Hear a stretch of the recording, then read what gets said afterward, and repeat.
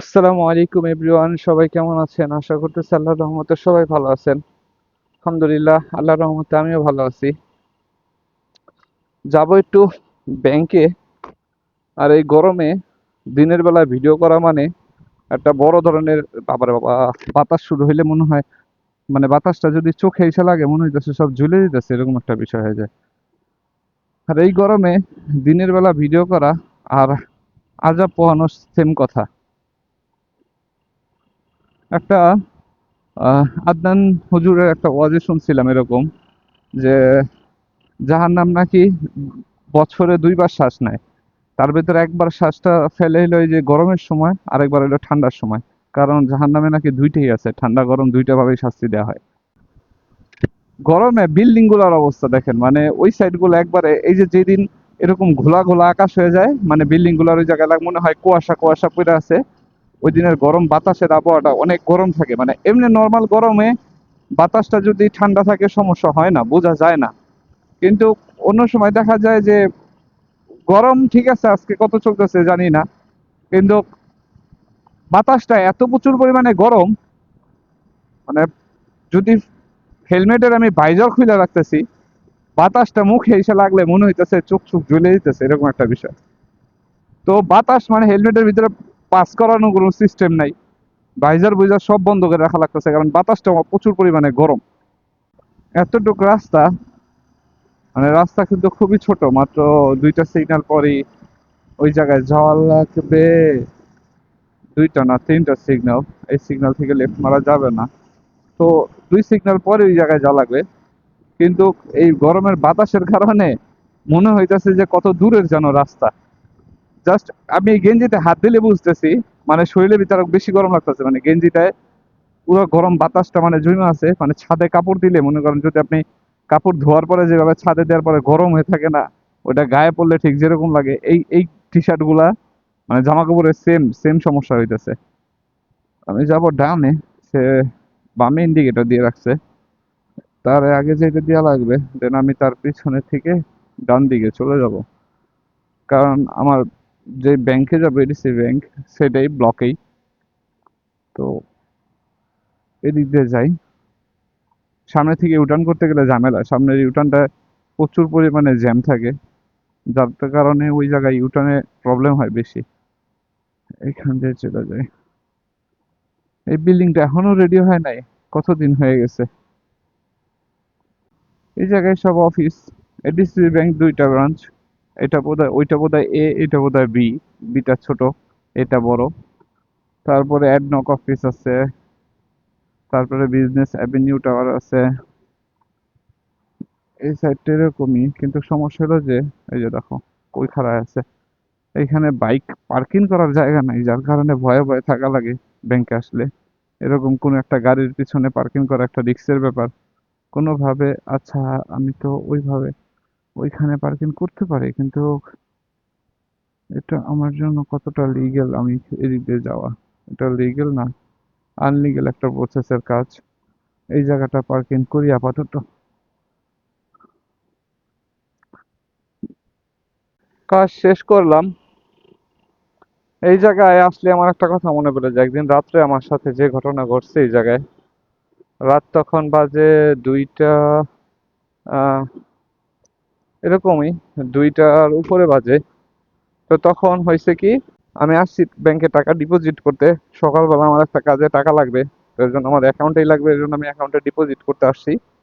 তো ডিপোজিট করতে আসার পরে আমি টাকাটা সবকিছু আমার প্রসিডিউর সব শেষ করে আমি এবার ব্যাংকে টাকাটা দিচ্ছি ডিপোজিটের জন্য। আমাদের বাংলাদেশে মেশিনের মাধ্যমে ডিপোজিট হয় কিনা আমি জানি না, কিন্তু আমি এর আগে যখন টাকা উঠাইতে যেতাম ডাচ বাংলাতে, শুধু টাকাই উঠতো, ডিপোজিটের কোনো সিস্টেম ছিল না।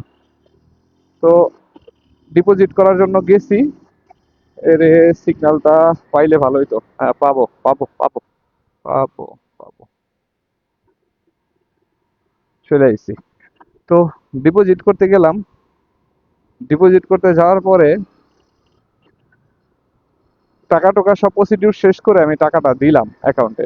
আর অ্যাকাউন্টে টাকাটা দেওয়ার সাথে সাথে মানে ওই এটা গুনে না ভিতরে হিসাব করে যে কয় টাকা দিলাম, তো এটা করতে করতে ঠাস করে কম্পিউটার রিসিট হয়ে যায়, মানে মেশিনটা রিসিট হয়ে যায়। তো রিসিট হওয়ার পরে তারপরে অনেক প্রায় 10 মিনিট পর্যন্ত আমি দাঁড়ায় রয়েছি। আমার কনফার্মও করে নাই যে এটা আমার অ্যাকাউন্ট, এমনি আমার কার্ড দেওয়ার পরে আমার কনফার্ম করছে আমার অ্যাকাউন্ট, কিন্তু টাকা দেওয়ার পরে যেটা কনফার্ম করে যে এত টাকা আমি দিতেছি, এগুলো কোনো কনফার্ম সে করে নাই আমারে। তো পরে আমি অনেকক্ষণ 10 মিনিট পর্যন্ত দাঁড়ায় আছি, তারপরে কম্পিউটার অন হয়েছে, ওই মেশিনটা অন হওয়ার পরে তারপর দেখি মানে প্রথম থেকে শুরু হয়েছে, মানে আমার কোনো ওই জায়গায় নাম গন্ধ নাই। এখন পড়ছি না বিপদে, এই টাকাগুলা কই যাবো। তো পরে আমার ভাইয়ারে ফোন দিলাম, ভাইয়া রাত্রে 2টার দিকে আসছে, আমি মেশিনের সামনে বসে রয়েছি, আমার তো টেনশন শেষ যে এতগুলা টাকা, একটা ঝামেলা। পরে ভাইয়া আসার পরে ভাইয়া বলতেছে, দেখ এটা ব্যাংকের জিনিস, কোনোদিন উল্টা পুল্টা হইব না, তুই টেনশন করিস না, টাকা তুই রিটার্ন পাবি। এটা হয়তো বা যখন ভূতে লোক আসবে টাকাই করার জন্য তখন পাবি। তারপর আমি অফিসে ফোন দিছি, অফিস থেকে বলছে যে আমার জানানো হবে 48 ঘন্টার ভিতরে। এই গাড়ির পিছনে থাকলে আজকে দোকানে যাওয়ার কাম হারাম হয়ে যাবে। এটা কি গাড়ি, ময়লা পানি টানে, ইস! এটা যেটা ময়লা পানি ছিটে মিটে গেলে আরেক বিপদ। গ্লাসের দিক দিয়ে দিছে গে। তো পরে ব্যাংকালারে ফোন দেওয়ার পরে ব্যাংকালা বললো, পরে তারপরে আমার মানে মনে বুঝ মানে না, পরে ওই যে পাইনাপেল বিল্ডিং এ গেছিলাম, ওই জায়গা থেকে আমার বলে যে অন্য ব্রাঞ্চে যা, আমি ওই জায়গায় কম্পিউটারে কথা বল লাগে, আমি কই না, আমি সরাসরি কারোর সাথে কথা বলতে চাই কাস্টমার কেয়ারে। তো পরে কর্নেশে একটা ব্রাঞ্চ আছে, ওই ব্রাঞ্চে যাই, যাওয়ার পরে ওই জায়গায় কথা বলি, বলার পরে বলে যে তোরে জানানো হয় 48 ঘন্টার ভিতরে, কিন্তু বিকালে আমি এসে বাসায় ঘুমাই, 5টা সাড়ে 5টার দিকে আমাকে কল দিয়ে বলে যে তোর অ্যাকাউন্টে এত টাকা আইছিল, কিন্তু মেশিনে বোধহয় সমস্যা থাকার কারণে এটা কনফার্ম করতে পারে নাই। তো তুমি কি মানে এত ওই টাকার বলে নাই, আমার বলছে টাকার অ্যামাউন্টটা বলতে পারবি, বলছি, পরে টাইম বলতে পারবি, তাও বলছি। পরে পরে বলে আচ্ছা ঠিক আছে, 15 মিনিটের ভিতরে তোর অ্যাকাউন্টে টাকা ঢুকবে। তারপর 5 মিনিট পরে আমি ভাত খাইতেছিলাম, দেখি 5 মিনিট পরেই আমার অ্যাকাউন্টে টাকা চলে আসছে। তো তখন একটু মানে মনটারে বুঝ দিতে পারলাম যে না, ঠিক আছে, বাঁচলাম তাইলে, নাহলে তো অনেক টেনশনের ভিতরে ছিলাম একটা। দোকানের যে ম্যানেজার, সে মূলত দেশে যাওয়ার কারণে যে ঝামেলার ভিতরে পড়তেছি, আজকে 5 দিন হয়ে যেতেছে। অর্ডার রিসিভও করা লাগে আমার, মানে কাস্টমার যখন ফোন দেয়, আবার ফোন রিসিভ করে অর্ডার মর্ডার নিয়ে আবার দিয়ে আসা লাগে আমার, খাবারের সময়টা পর্যন্ত পাই না। আর বর্তমানে যেটা আছে, এটার মানে মাথায় মাথায় কিছু একটা সমস্যা আছে। এটার মাথায় কেন সমস্যা আছে, এটা গোসল করতে গেলে কি করে না করে, মানে টাইমের পর টাইম যায়। তারপরে অর্ডার যদি 4-5টা আসে, সবকিছুর বাইরে মেরে কিছু রাখে না, মানে ওর মাথা গরম হয়ে যায় কিভাবে কন্ট্রোল করবো। এই হালায় আমার আর জ্বালায় বেশি খাইতেছে, কি করার আর, কিছু বলতেও পারতেছি না। ওই দিন একবার রাগ হয়ে গেছিলাম, সেতে শুতে গেছি, যাওয়ার পরে আমার আরেকজন যে কাজ করি একসাথে, ওই মাঝে মাঝে ডেলিভারি দেয়, ওই আবার আমার বলতেছে, দেখ ছিড়িস না, তোর ইয়ে তো আইসেই পড়বো। মানে আরেকজন যে ম্যানেজার, ওর কথা বলতেছিল যে ওই তো আইসেই পড়বো কয়দিন পরে, আর 4-5 দিনের জন্য গেছে দেশে। তো শুধু শুধু এখন যদি তুই চেতস, জিনিসটা খারাপ দেখা দেয়। এমনিতেই গরমের ভিতরে ডেলিভারি দিতে গেলে আরো জান বাইরে যায়, এত প্রচুর গরম বাতাস, তারপর আবার দোকানে যাওয়ার পরে যদি আবার এত ঝামেলা থাকে, ডেলিভারি কাজ আমার ডেলিভারি দিবে, এত ঝামেলা তো পোহান যাবো না। এর জন্যই আসলে ডেলিভারির জন্য কোনো রেস্টুরেন্ট না, আমার মতে অনলাইনই বেস্ট।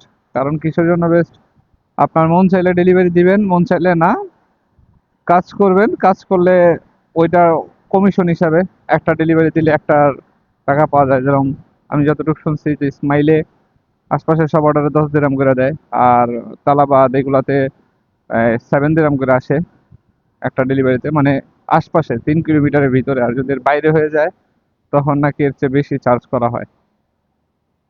তো এর জন্য অনলাইনই ভালো। এই যে নুন তারা কাজ করতেছে, তারা যদি দেখা যায় আজকে ভালো লাগতেছে না, আমার তো মাসে 365 দিনের 365 দিনই আমার ডিউটি থাকে, কোনোদিন ছুটি নাই। আর এই যে তালাবাদ নুন, এদের আবার ছুটি আছে, এরা সুন্দর আজকে ভাল লাগতেছে না, শরীর ভাল লাগতেছে না, বা আজকে ডিউটি করতে মন চাইতেছে না, তারা ছুটি কাটাতে পারবো, কারণ তারা কমিশনে ডিউটি করে। তারা যদি গ্যাপ দেয় তো তারা ওই দিনের স্যালারিটা আসবো না, এই তো। কিন্তু তাও আমি মনে করি যে অনলাইনেরটা ভালো। কারণ আপনার রেস্টুরেন্টে স্বাভাবিক, এই যে আমাদের রেস্টুরেন্টে 2,000 টাকা স্যালারি দেয়, তো 2,000 টাকা স্যালারি দিয়ে আর সবকিছু তাদের, তো একটা তাও দেখা গেছে একটা ঝামেলা বাড়তির টেনশন গাড়ে। প্রতিদিন কিন্তু অর্ডার কম দেওয়া হয় না, 20-25টা অর্ডার দিই। আর এমনিতে কিন্তু অনলাইনে যদি আপনি 20টা অর্ডার দেন এনাফ।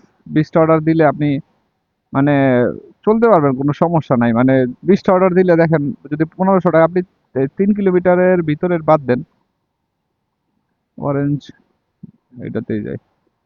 এটাই তো, এইখানটা বাইকটা রাখি, এসে কথা বলি। নামাজ পড়ে সবাই বেরোইতেছে আসরের।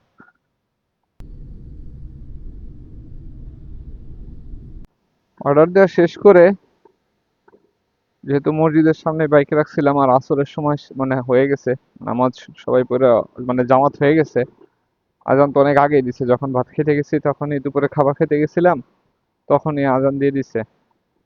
তো ভাবলাম যে নামাজটা শেষ করে এই জায়গা থেকে যাই, বেশি সময় লাগবে না, আবার দোকানে যাইতে পড়তেই হবে, তো একবারে মসজিদের সামনে যেহেতু বাইকটা পার্কিং করছি, এইখান থেকে নামাজটা শেষ করেই যাই।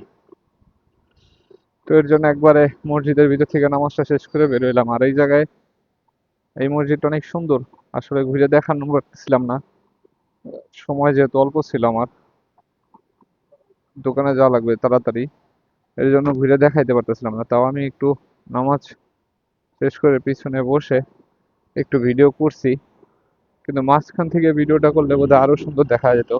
কারণ মাঝখানে যেই, ওই যে কি বলে ওইটা, মানে বাতির মতো ঝাড়বাতি না কি বলে এগুলারে লাগাই আছে, ওই জিনিসটা দেখতে আরো সুন্দর লাগতেছিল। মাঝখান দিয়ে একবারে গর্ত করে অনেক, মানে নিচ পর্যন্ত গর্ত করা হয়েছে, মানে উপর পর্যন্ত, নিচ পর্যন্ত বলি কেন, তারপর এটা লাগানো হয়েছে, অনেক বিশাল দেখা যেতেছিল। আসলে দাঁড়ায় এখন ভিডিও করার মতো সময় ওরকম নাই, যেহেতু বিকেল বেলা, অর্ডারের একটা চাপ চলে আসে। মাঝে মাঝে একটা ভিডিও বড় করে করি, সেইটা হয়ে যায়, মানে যদি দূরের কোনো অর্ডার হয়, যে দূরে গেছি, 10 কিলোমিটারের দূরে আছি, সময় বেশি লাগতেছে, তখন আবার এই যে যেরকম আজকে যেটা হয়েছে কি, যে আজকে আমার অর্ডার গুলা কম, যার কারণে কাছে কাছের অর্ডার গুলাই ভিডিও করলাম, 2টা অর্ডারেই। তো এইগুলা করে করে একসাথে 2টা করে বড় করি, তাছাড়া তার উপায় নাই। আর যদি দূরের অর্ডার হয় তখন এটা বড় করে একটা ভিডিও করি, এই আর কি।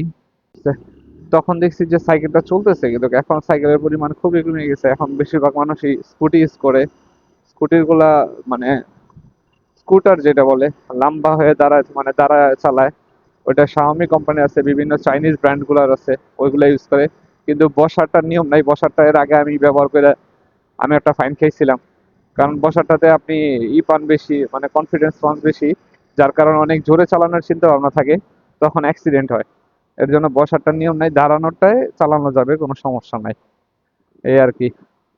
তো দোকানের সামনে চলে আসলাম। তো যারা আমার ইউটিউব থেকে দেখতেছেন তারা আমার ইউটিউব চ্যানেলটা সাবস্ক্রাইব করবেন, আর যারা ফেসবুক থেকে দেখতেছেন তারা ফেসবুক চ্যানেলটাকে, পেজটাকে ফলো করে দিবেন। ইনশাল্লাহ নতুন কোনো ভিডিওতে আবার নতুন ভাবে দেখা হবে। ভালো থাকবেন। আল্লাহ হাফেজ।